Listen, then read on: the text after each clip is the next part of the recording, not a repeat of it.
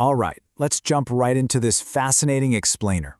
Today, we're decoding a massive, ancient roadmap to salvation delivered by the sage Pulastya in the Mahabharata. Now, if you're already familiar with ancient epics, you know they're often absolutely packed with these dense geographical and spiritual catalogs, and honestly, they can sometimes feel a bit overwhelming. But today, we're going to explore one of the most incredible spiritual maps ever charted.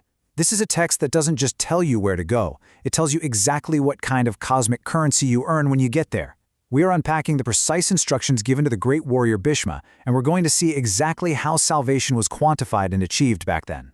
So rather than getting totally lost in a dizzying list of rivers, forests, and mountains, we've structured our journey into 5 clear stages: the ancient pilgrimage trail, the currency of cosmic merit, legends, gods, and miracles, the ultimate holy sites, and finally, the true test of purity. But before we pack our spiritual bags, we really need to understand our destination, the tirtha. Literally, a tirtha translates to a sacred crossing point, a ford, or a holy site, and it's usually associated with water, like a river or a confluence. But in the context of the Mahabharata, a tirtha isn't just, a pretty scenic overlook to visit. Think of it like a highly charged spiritual battery. It's a place capable of destroying every sin and granting this immense, quantifiable merit to the pilgrim. It is quite literally the physical spot where the earthly and the divine intersect. Okay, let's start with Section 1, the Ancient Pilgrimage Trail. Let's see how this text builds a whole geography of faith. The text shows the sage Pulastya detailing this epic journey to the warrior Bhishma. Now, Bhishma is a guy known for his immense discipline and virtue, yet he's handed a roadmap that covers the entire known and mythological world. But right off the bat, Pulastya makes a really fascinating point. He says the rules of salvation have actually changed over time. What worked a million years ago doesn't work today. The spiritual power of the world isn't static. It actually responds to the specific cosmic era we happen to be living in. And this brilliantly illustrates how the sacredness of the world concentrates as time degrades. In the Satya Yuga, the golden age of truth, literally every single tirtha across the globe was completely sacred and functional. But as time moved forward into the Treta Yuga, that supreme power narrowed down to the region of Pushkara alone. Then, by the Dwapara Yuga, it shrank again to Kurukshetra. And finally, in our current age, the Kali Yuga, the age of darkness and strife, the river Ganga alone holds that ultimate, supreme, purifying power. The cosmic real estate of salvation is basically shrinking, which makes specific physical locations exponentially more important. Moving right along to Section 2, the currency of cosmic merit. Now that we know when and where to travel, let's look at the spiritual economy of these ancient sites. This is where the text gets unbelievably specific. You'll hear phrases like the horse sacrifice, the Vajapeya sacrifice, and giving away thousands of cows. But keep in mind, these are the ancient equivalents of massive, ultimate royal achievements. Back then, only an emperor with vast, sprawling wealth and territory could even afford a horse sacrifice. Yet Pulastya is telling Bhishma that these exact same astronomical rewards are now totally accessible to the common everyday pilgrim. You don't need an army or an empire anymore. You literally just need to reach the right body of water. What's truly wild here is how transactional this whole thing can be. Every specific location and action yields a highly specific cosmic return on investment. Look at the sheer precision of this. If you go to Samvadya and specifically touch the waters in the evening, you obtain pure knowledge. Head over to the Kartoya River and fast for exactly 3 nights, you get the merit of that massive royal horse sacrifice we were just talking about. And at the Virajatirtha, just taking a simple bath earns you the merit of giving away 1,000 cows. And as a really cool bonus, the text says you will physically shine like the moon. It's an incredibly structured spiritual equation. And we also see a steep escalation in value as you travel. The Kartoya River gives you the merit of 1 horse sacrifice, right?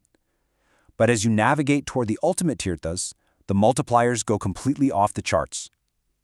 The tirtha called Ramaprapatana on the Ganga, or the exact spot where the Ganga mingles with the sea, instantly offers 10 times the spiritual merit of an already massive royal sacrifice. The text is literally handing pilgrims a tiered map for maximizing their spiritual gains. All right, Section 3, legends, gods, and miracles. Because these aren't just transactional toll booths, they are sites of profound mythological power. The physical geography of this map is completely steeped in local legends that defy the laws of nature. For example, there's a captivating story set in the forest of Tunkanaka. Here, these great ascetic munis had somehow entirely forgotten the Vedas, which are the foundational texts of their entire existence. Everything was lost, until the son of Angirasa calmly sat upon their garments and distinctly pronounced a single, powerful syllable, Om. The text tells us that in this flash of localized magic, the ascetics suddenly recollected the entirety of their lost knowledge. It's like the tirtha itself holds the memory of the cosmos. The text even describes a really strange phenomenon at the Gayatri Tirtha, where the very landscape seems to dictate who can successfully sing its hymns. According to Pulastya, if a brahmana recites the Gayatri mantra at this specific spot, their voice spontaneously becomes rhythmic and brilliantly musical, almost like the environment itself is amplifying their chant. But if a non-brahmana attempts the exact same recitation in the exact same spot, the text claims they physically cannot adequately hymn it at all. The geography of the tirtha is interacting directly and exclusively with the spiritual lineage of the person standing on it. Which brings us to Section 4, the ultimate holy sites. Let's dive into the absolute peak of this spiritual journey. So the crucial point here is the staggering scale of Prayaga, which is the modern-day confluence of the Ganga and Yamuna rivers. The text calls this area the ultimate origin point of creation, and Pulastya actually tells Bhishma not to let anyone talk him out of wanting to go to Prayaga. Why? Because the wise say that exactly 600,010,000 individual tirthas exist simultaneously in this one single spot. Yes, over 600 million. It is literally the spiritual epicenter of the universe. Because of that unbelievable concentration, bathing at this specific confluence doesn't just grant one singular reward. No, it compounds into the ultimate spiritual jackpot. You don't just get the horse sacrifice, you get the merit of the Rajasuya sacrifice, you get all 4 entire kinds of knowledge, and you get the accumulated merits of all those who are perfectly truthful. It is essentially a total clearing of the spiritual ledger. You hit this spot, and theoretically, you have maximized the human experience. And at the heart of Prayaga is the river Ganga herself. The text makes it incredibly clear that the Ganga is the supreme destination. Pulastya uses this absolutely beautiful, evocative metaphor, stating that even a person who has committed 100 sins has them completely washed away by her waters, even as fuel is consumed by fire. It's an aggressive, total purification. The sins aren't just politely forgiven, they are entirely incinerated by the sacredness of the water. Finally, we reach Section 5, the true test of purity.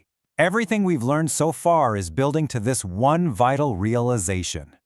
So for over 100 verses, Pulastya gives Bhishma this magnificent, highly transactional cheat sheet for salvation.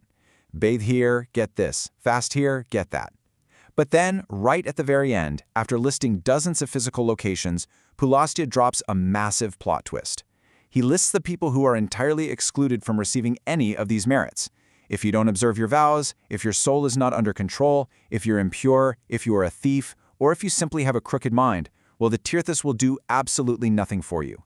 You cannot physically travel your way to salvation if your internal moral compass is compromised.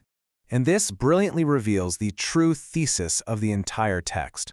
Pulastya explicitly says that men of piety visit these places by reason of their purified senses. Think about that. The external journey means absolutely nothing without the internal prerequisite of faith and purity. The text was never just a physical map. It was always a mirror.